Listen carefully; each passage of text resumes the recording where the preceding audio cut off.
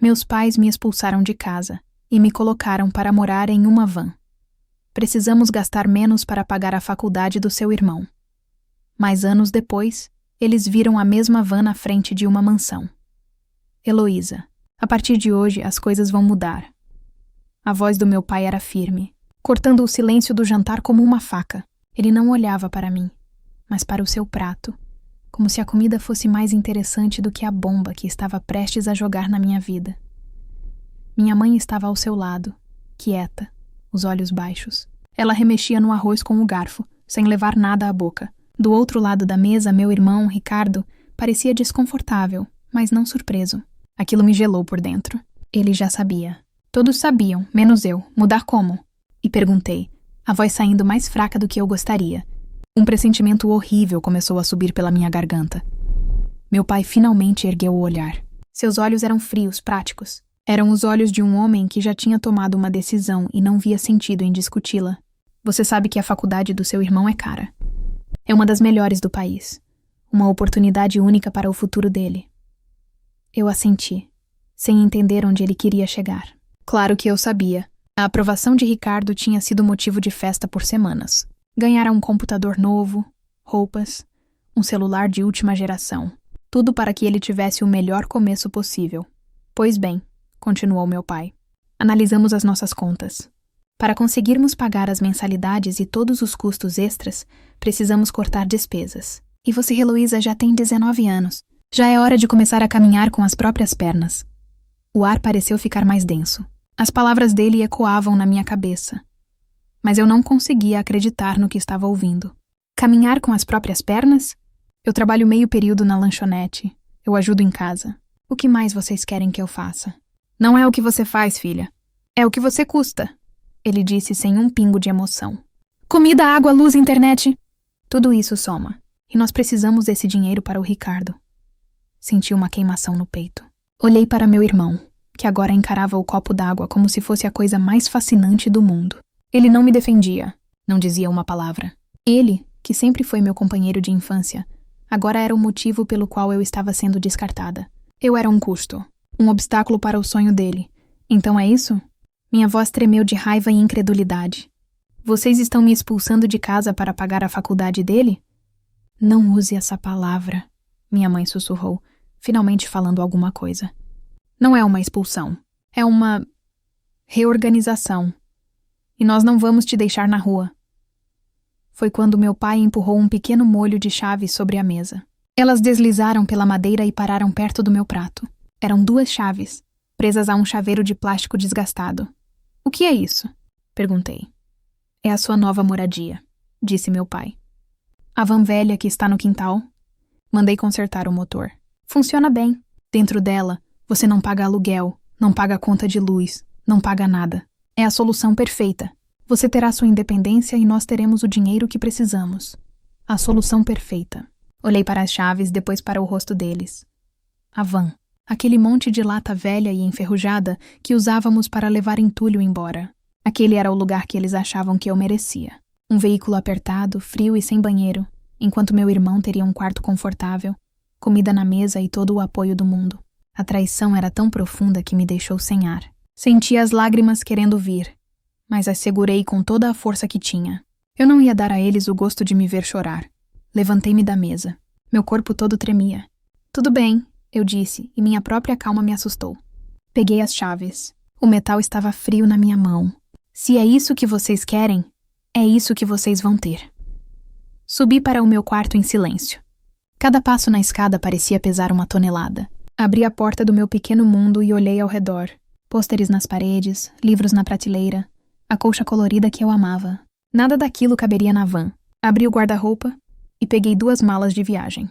Comecei a jogar minhas roupas dentro, sem nem me preocupar em dobrar. Calças, blusas, os poucos vestidos que eu tinha. Peguei meus tênis surrados e uma caixa com algumas fotos e lembranças.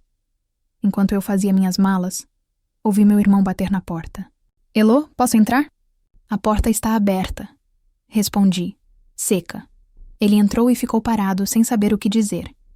Olha, eu sinto muito. Sente mesmo, Ricardo. Virei para ele, os olhos ardendo. Você sente muito enquanto eu estou sendo jogada para fora de casa por sua causa? Você não disse uma palavra lá embaixo. Ficou quieto, aceitando o sacrifício. O que você queria que eu fizesse? Brigasse com o papai? Você sabe como ele é. E é o meu futuro, Elo. E o meu? Perguntei. O meu futuro não importa?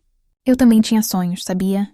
Talvez não uma faculdade chique, mas eu tinha planos. Agora meu plano é descobrir onde vou estacionar para dormir sem ser assaltada.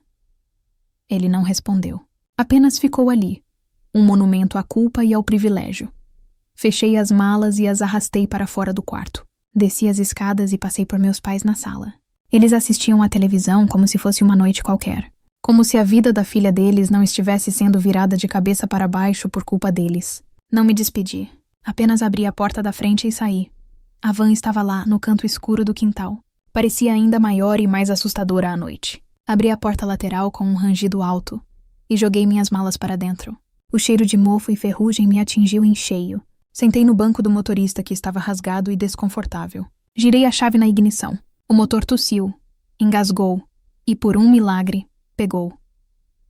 Enquanto eu manobrava para sair da garagem, olhei uma última vez para a casa iluminada. A casa onde eu nasci, onde dei meus primeiros passos, onde guardava todas as minhas memórias. Agora, era apenas um lugar que não me queria mais. Dirigi sem rumo por horas, até encontrar uma rua silenciosa e mal iluminada, perto de um parque industrial. Estacionei debaixo de uma árvore e desliguei o motor. O silêncio dentro da van era ensurdecedor. Lá fora, a cidade continuava indiferente à minha dor. Abracei meus joelhos e finalmente deixei as lágrimas caírem. Chorei de tristeza, de raiva, de solidão. Chorei pela família que eu achava que tinha e pela garota ingênua que eu era até poucas horas atrás.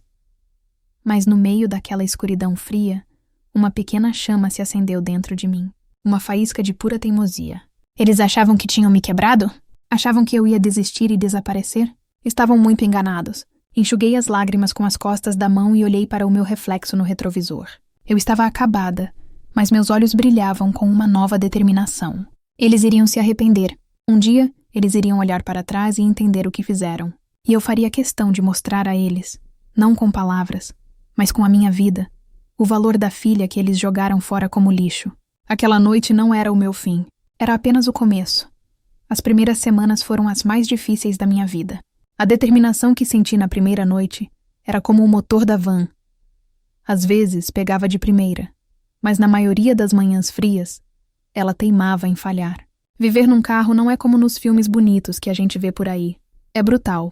A primeira coisa que aprendi é que a vida sobre rodas gira em torno de coisas que as pessoas normais nem pensam. Onde vou usar o banheiro? Onde vou tomar um banho? Onde posso estacionar sem que batam na minha janela no meio da noite? Os postos de gasolina 24 horas viraram meus melhores amigos. Eu usava os banheiros para me lavar como podia, escovar os dentes e encher garrafas de água. Algumas vezes por semana, eu pagava uma taxa barata num chuveiro de caminhoneiros na beira da estrada. A humilhação de entrar ali, com minha toalha e sabonete na mão, era imensa, mas a sensação da água quente na pele me fazia sentir humana de novo. Nem que fosse por 10 minutos. Para comer, eu vivia de pão. Macarrão instantâneo que eu cozinhava num fogareiro de acampamento e frutas baratas que comprava na feira no fim do dia, quando os preços caíam. O dinheiro era meu maior inimigo. Consegui alguns trabalhos temporários, desses que pagam no fim do dia. Lavei pratos num restaurante até minhas mãos ficarem enrugadas e doloridas. Entreguei panfletos na rua sob um sol escaldante, recebendo mais nãos e olhares de desprezo do que um sim. Cada moeda que eu ganhava ia direto para o tanque de gasolina da van ou para a próxima refeição. Era um ciclo de sobrevivência que não me deixava tempo ou energia para pensar no futuro. Em uma noite particularmente fria, depois de um dia exaustivo limpando mesas numa cafeteria, eu estava sentada no escuro da van, enrolada no único cobertor que eu tinha. O dinheiro do dia mal tinha dado para a gasolina. A solidão era esmagadora. Pensei em ligar para os meus pais, em engolir meu orgulho e pedir para voltar. Mas a imagem do rosto frio do meu pai e do silêncio cúmplice da minha mãe me deteve. Não, eu não podia dar esse braço a torcer. Eu preferia passar frio ali do que voltar para uma casa onde eu era vista como um fardo financeiro. Foi o frio que me deu a ideia. Minha única jaqueta jeans estava velha, fina e com um rasgo no cotovelo. Eu precisava de algo mais quente, mas não tinha dinheiro para comprar uma nova. Lembrei de um brechó enorme na parte mais antiga da cidade. Um lugar onde as coisas iam para morrer ou para ganhar uma segunda chance. No dia seguinte, com os poucos trocados que me sobraram, fui até lá. O cheiro de naftalina e de vidas passadas me abraçou na entrada. Roupas amontoadas em caixas, casacos pendurados em fileiras apertadas, sapatos de todos os tipos. Em um canto encontrei uma jaqueta de couro masculina, grande e sem graça, mas o couro era grosso e parecia resistente. Custava quase nada, pois tinha manchas e estava com o forro um pouco rasgado. Comprei a jaqueta e, com o resto do dinheiro, peguei alguns retalhos de tecido colorido e um novelo de lã grossa. Naquela noite, dentro da van, à luz de uma pequena lanterna à pilha, eu comecei a trabalhar. Sempre gostei de costurar e customizar minhas próprias roupas quando era mais nova. Era um passatempo. Mas ali, naquele momento, era uma necessidade. Peguei um pequeno kit de costura que minha avó tinha me dado anos atrás e que, por sorte, estava na minha caixa de lembranças. Com paciência, consertei o forro. Usei os retalhos para criar um desenho nas costas, uma espécie de mosaico abstrato. Com a lã, fiz alguns bordados na gola e nos punhos. Enquanto eu trabalhava, o mundo lá fora desapareceu. Não havia frio, nem solidão, nem fome. Havia apenas eu, a agulha, a linha e o couro. Eu não estava apenas consertando uma jaqueta velha. Eu estava colocando nela toda a minha frustração, minha raiva e minha pequena esperança. Quando terminei, já era quase de manhã. A jaqueta estava transformada. Era única, ousada, cheia de personalidade. Era a minha cara. Decidi que a van também precisava de uma segunda chance. Se aquele seria meu lar, então ele teria que ser mais do que apenas um abrigo de metal. Passei o dia seguinte limpando cada canto. Joguei fora o lixo. Esfreguei o chão e os bancos. Com o dinheiro que ganhei entregando mais panfletos, comprei pregos pequenos, luzes de fada à pilha e alguns caixotes de madeira na feira. Preguei os caixotes na parede da van para servirem de prateleiras. Pendurei as luzes no teto, o que deu ao ambiente uma luz quente e aconchegante à noite. Transformei o fundo da van, onde eu dormia, no meu pequeno ateliê. Aquele lugar deixou de ser minha prisão e começou a se parecer com um refúgio. No fim de semana, vesti minha jaqueta nova e fui a uma feira de artesanato no centro. Eu não tinha nada para vender, só queria caminhar e ver gente. Enquanto eu olhava as barracas, uma mulher elegante parou na minha frente. Com licença, moça. Que jaqueta incrível. Onde você comprou? Eu gelei. Oh, obrigada, eu mesma que fiz. Os olhos dela se arregalaram. Você está brincando. É maravilhosa. Você vende o seu trabalho? A pergunta me pegou de surpresa. Eu não sei. Nunca pensei nisso. Pois deveria pensar, ela disse sorrindo. Se um dia fizer outra, eu compro na hora. Aquelas palavras não saíram da minha cabeça. Vender meu trabalho? Será que era possível? Naquela noite, a empolgação não me deixou dormir. No dia seguinte, voltei ao mesmo brechó e comprei mais 2 jaquetas jeans e uma camisa xadrez. Passei os dias seguintes trabalhando nelas, derramando toda a minha criatividade. Quando as 3 peças estavam prontas, tomei uma decisão ousada. No sábado, estacionei a van perto da mesma feira numa rua movimentada. Abri a porta lateral, pendurei as 3 peças em cabides do lado de fora e coloquei um pequeno banquinho para me sentar. Meu coração batia tão forte que parecia que ia sair pela boca. Eu me sentia completamente exposta, ridícula. As pessoas passavam, olhavam de relance e seguiam em frente. As horas foram passando e o desânimo começou a bater. Quando eu já estava pronta para desistir e ir embora, uma garota jovem de cabelo colorido parou e ficou olhando para uma das jaquetas jeans. Uau, que legal. Foi você que fez? Ela perguntou. Sim, fui eu, respondi, tentando parecer confiante. Ela experimentou a jaqueta e se olhou no espelho lateral da van. Um sorriso enorme se abriu em seu rosto. Eu amei, quanto custa? Eu não tinha a menor ideia. Falei o primeiro preço que veio à cabeça, um valor que para mim parecia justo pelo trabalho, mas que eu tinha certeza que ela acharia caro. Fechado, ela disse sem hesitar. Ela tirou o dinheiro da carteira e me entregou as notas. Eu segurei aquele dinheiro na mão e uma onda de emoção me invadiu. Não era o dinheiro do meu pai. Não era o troco de um trabalho que eu odiava. Era o meu dinheiro. Ganho com o meu talento, com algo que eu criei com as minhas próprias mãos. Era a primeira vez em muito tempo que eu sentia orgulho de mim mesma. Naquela noite, usei o dinheiro para comprar comida de verdade. Enquanto eu comia, tive outra ideia. Peguei meu celular, que vivia com a bateria no fim, e abri um aplicativo de fotos. Criei uma página nova. Tirei a melhor foto que consegui das 2 peças que restaram, usando a luz aconchegante da van como cenário. Escrevi uma pequena descrição e postei. Foi um passo no escuro, Mas pela primeira vez desde que saí de casa, eu não estava apenas sobrevivendo. Eu estava começando a construir algo meu. A primeira venda foi como a primeira chuva depois de uma longa seca. Ela não encheu o rio, mas molhou a terra e me deu esperança de que mais viria. E veio. Comecei a frequentar aquela feira todo fim de semana. A van, antes meu esconderijo e símbolo da minha rejeição, transformou-se no meu maior trunfo. Com sua aparência rústica e as minhas criações coloridas penduradas na lateral, ela chamava a atenção. As pessoas não viam mais uma lata velha, mas uma boutique sobre rodas, uma curiosidade que as atraía. É você a menina da van, não é? Minha amiga comprou uma jaqueta com você e eu amei, ouvi uma cliente dizer. Logo, eu não era mais uma vendedora anônima. Eu era a menina da van. As pessoas vinham até mim, não apenas para comprar uma roupa, mas para ouvir a história por trás dela. E eu com o tempo perdi a vergonha, e comecei a contar. Não a parte triste, mas a parte da transformação. De dar uma nova vida a peças esquecidas. As pessoas se conectavam com isso. Minha rotina virou uma loucura organizada.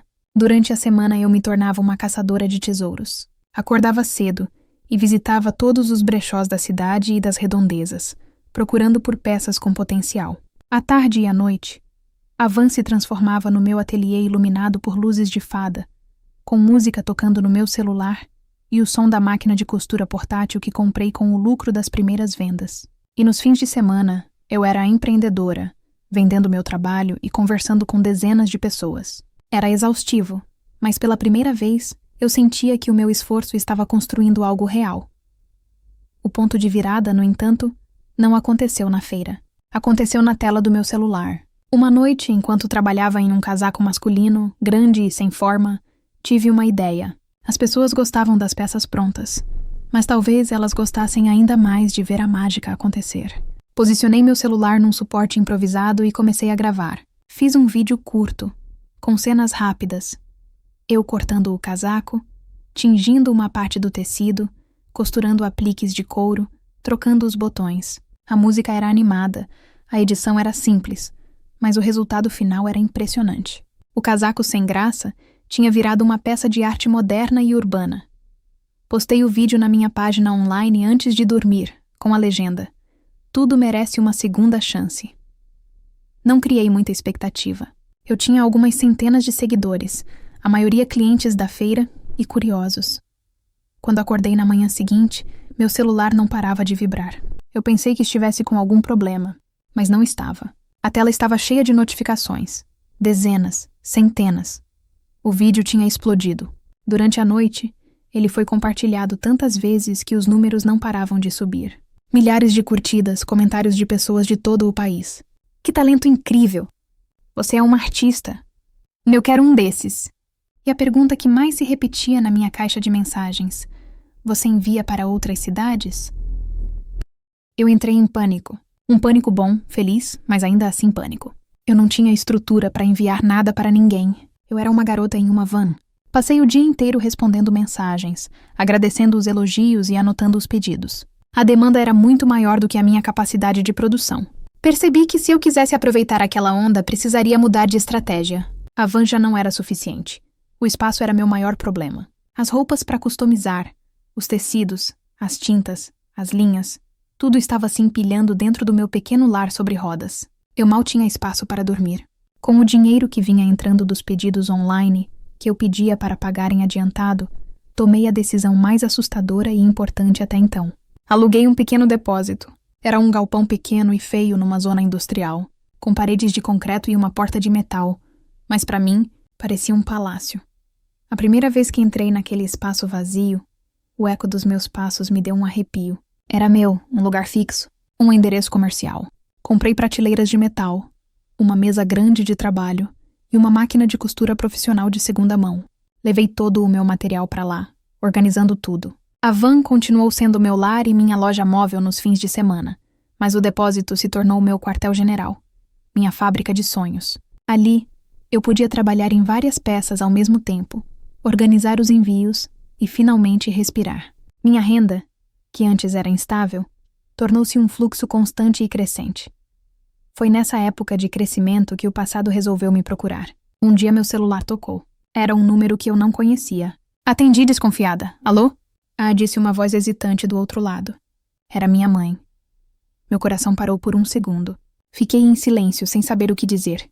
Heloísa? É você, filha?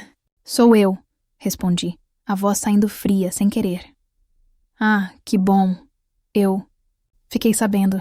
Uma amiga da sua tia viu umas fotos suas na internet. Disse que você está fazendo umas artes com roupas. É verdade? Estou trabalhando, respondi, cortando o assunto. Houve uma pausa constrangedora. Ficamos preocupados. Você está bem? Está se cuidando. A pergunta me atingiu como um soco. Preocupados? Onde estava essa preocupação quando eu dormia no frio? Quando contava moedas para comprar pão? Eu estou ótima, mãe. Preciso desligar agora, estou ocupada. Desliguei antes que ela pudesse responder. Sentei-me no chão do meu depósito, cercada pelo meu trabalho, e respirei fundo. Eles não ligaram quando eu não tinha nada. Ligaram agora, porque ouviram dizer que eu estava tendo algum sucesso. Aquele telefonema não me trouxe conforto. Apenas confirmou que eu estava certa em seguir meu caminho sozinha. Eu não precisava mais da aprovação deles. Com o negócio mais organizado, minha mente começou a voar mais alto. Customizar peças era incrível, mas eu dependia do que encontrava nos brechós. Cada peça era única, o que era bom, mas também me impedia de crescer de verdade. E se eu criasse minhas próprias roupas, do zero? Naquela noite, na van, eu não peguei nenhuma jaqueta para transformar. Em vez disso, peguei um caderno de desenho que comprei com o lucro da semana. Comecei a rabiscar. Desenhei um vestido, uma saia, uma jaqueta que só existia na minha imaginação. As ideias fluíam sem parar. Eu não era mais apenas a garota que consertava roupas velhas. Eu estava me tornando uma designer. O sonho, que antes era apenas sobreviver, agora era construir uma marca, um nome. Um império que começou ali, naquela van, mas que eu sabia que poderia me levar a lugares que meus pais jamais imaginaram. Meus cadernos de desenho se tornaram minha nova obsessão. Passei meses desenvolvendo minha primeira coleção autoral. Cada peça era uma parte de mim, inspirada na força que encontrei na solidão, na beleza que descobri em coisas descartadas e na ousadia que eu tive que aprender para sobreviver. Eu investi quase todo o meu lucro na produção das primeiras peças. Uma aposta arriscada que me tirou o sono por várias noites. A coleção não era mais sobre customização, era sobre criação. Minha marca agora tinha uma identidade, uma voz. Eu continuei postando vídeos do meu processo, mas agora, em vez de transformar roupas velhas, eu mostrava o nascimento de uma ideia, do esboço no papel ao primeiro protótipo, até a peça final. Minha base de seguidores continuava crescendo, fiel e engajada.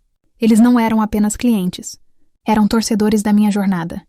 E então, um dia, uma mensagem mudou tudo. Eu estava no meu depósito, embalando alguns dos últimos itens customizados que eu ainda vendia, quando uma notificação brilhou na tela do meu celular.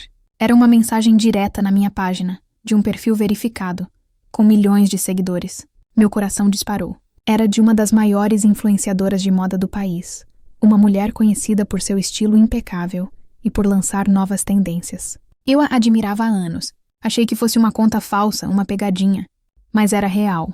A mensagem era curta e direta.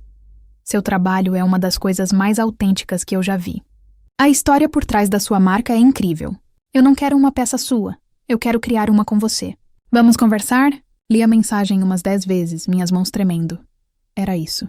Era a chance que poderia levar meu sonho a um nível que eu jamais imaginei. Respondi tentando parecer profissional e calma, mas por dentro eu estava em festa. Trocamos e-mails, fizemos chamadas de vídeo. Ela era inteligente, direta e genuinamente apaixonada pelo que eu fazia. Juntas, decidimos criar uma coleção cápsula. 3 modelos de jaquetas exclusivas, desenhadas por mim, com o selo e a divulgação dela. Os 2 meses seguintes foram um furacão. Trabalhei dia e noite, contratei costureiras para me ajudar com a produção, supervisionei cada detalhe. No dia do lançamento, eu estava no meu depósito com as 2 funcionárias que contratei, olhando para a tela do computador. A influenciadora fez a postagem anunciando a coleção. Em segundos, o site da minha loja travou com o volume de acessos. Quando finalmente voltou ao ar, 5 minutos depois, um contador na tela mostrava o estoque. As peças estavam se esgotando na velocidade da luz. Em menos de 1 hora, tudo tinha sido vendido. Tudo. Nós 3 gritamos e nos abraçamos no meio do depósito. Eu chorei. Chorei de alívio, de alegria, de gratidão. Todo o sacrifício, todas as noites frias na van, todo o esforço solitário, Tudo tinha valido a pena. Aquele foi o começo de tudo. A colaboração me colocou no mapa da moda nacional. Minha marca virou sinônimo de originalidade e superação. As encomendas explodiram. O pequeno depósito ficou pequeno demais. Aluguei um galpão muito maior, contratei mais gente, criei um site profissional. Em 2 anos, o que começou com uma jaqueta de brechó se tornou uma empresa de verdade, com dezenas de funcionários e um faturamento que eu mal conseguia processar. Um dia, meu contador me ligou para discutir os balanços do ano. No final da chamada, ele disse casualmente: "Parabéns, Heloísa. Oficialmente você atingiu seu primeiro 1 milhão." Quando desliguei, fiquei olhando para a parede do meu escritório, que agora era grande e envidraçado. 1 milhão. Lembrei-me da Heloísa de anos atrás, contando moedas para decidir se comprava um sanduíche ou colocava gasolina na van. A ironia era tão grande que eu comecei a rir. Era um riso que vinha do fundo da alma, um riso de liberdade. Apesar de tudo, eu continuei morando na van. Ela ficava estacionada no pátio do meu novo galpão. Era meu lembrete diário de onde eu vim. Mas eu sabia que era hora de ter um lar de verdade. Não porque eu precisava, mas porque eu merecia. E eu não queria uma casa qualquer. Eu queria um símbolo. Passei meses procurando. Visitei apartamentos de luxo, casas modernas, mas nada parecia certo. Até que um corretor me mostrou uma propriedade no bairro mais nobre da cidade. O tipo de bairro que meus pais mencionavam em sussurros. O lugar onde os vencedores moravam. A casa era uma obra de arte, com paredes de vidro, um jardim que parecia um oásis e uma arquitetura imponente. Quando pisei na sala e vi a vista da cidade através da janela gigante, eu soube. Era aqui. Fechei o negócio na mesma semana. No dia em que recebi as chaves, não chamei um caminhão de mudança. A casa estava vazia, silenciosa, esperando para ser preenchida. Mas antes de qualquer móvel, de qualquer decoração, eu tinha uma coisa para fazer.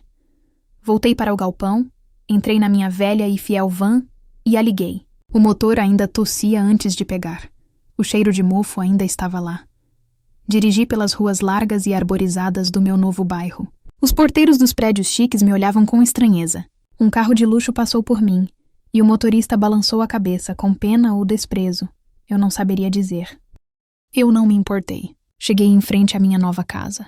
A mansão brilhava sob o sol da tarde. Com cuidado, manobrei a van e a estacionei bem na entrada principal, no lugar de honra da garagem aberta. O contraste era quase cômico, o monte de lata enferrujada e a obra-prima da arquitetura moderna. Meu passado e meu presente, lado a lado. Saí da van e olhei para a cena. Um sentimento de paz me invadiu. O ciclo estava completo. Aquela van não era mais minha vergonha. Era minha medalha. Entrei na casa vazia, sentei no chão de mármore frio da sala e peguei meu celular. Criei um grupo de mensagens com 3 pessoas. Meu pai, minha mãe e meu irmão. Respirei fundo e digitei uma única mensagem. Sem emojis, sem exclamações, apenas palavras simples. Gostaria de convidar vocês para um jantar de comemoração no próximo sábado, às 8 da noite. A presença de vocês é muito importante para mim. O endereço é este.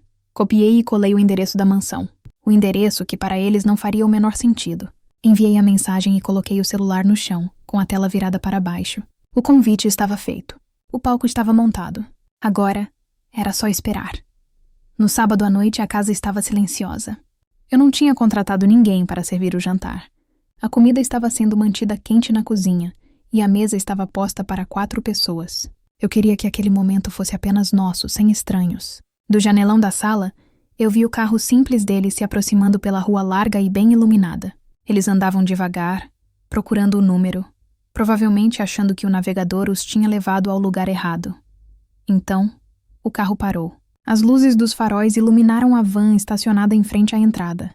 Vi as silhuetas deles dentro do carro, imóveis por um longo momento. Pude imaginar a confusão, o choque, a descrença. Meu pai saindo do carro, andando até a placa com o número da casa e depois olhando para a van e de volta para a mansão. Minha mãe com a mão na boca. Ricardo, apenas olhando, a peça final do quebra-cabeça se encaixando em sua mente. Eu abri a porta antes que eles tivessem a chance de tocar a campainha. Boa noite, eu disse, com a voz calma. Entrem, por favor.